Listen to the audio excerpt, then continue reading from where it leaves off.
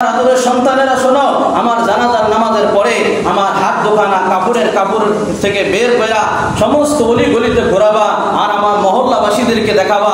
এই কথা বুঝাইতে চাইতেছেন বাদশাহ জুলকারনাইন যে এই পৃথিবীর বাদশাহ আমি শাসন করছি। আমি এই বাদশাহ যখন আসছি উলঙ্গ অবস্থায় আসছি, দুনিয়ায় আসছি ল্যাংড়া অবস্থায়, আবার উলঙ্গ অবস্থায় আমি যাইতেছি। কথা বলেন ঠিক কিনা?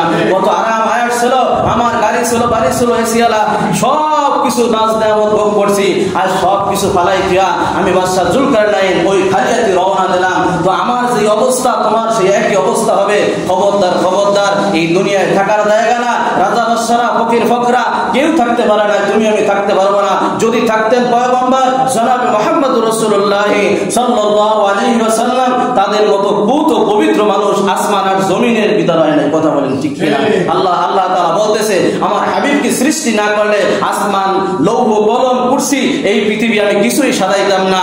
এই হাবিবকেও আমি দুনিয়া থেকে নিয়ে এসেছি। ওমা মুহাম্মাদুর রাসূল ইল্লা ক্বাদ খালাত মিন ক্বাবলিহির রাসূল। কারণ নবীর পরে অনেক নবী আল্লাহ তাআলা পাঠাইছে, সকলের মৃত্যুর মাধ্যমে কবরে আসতে হয়েছে। কথা বলেন ঠিক কিনা?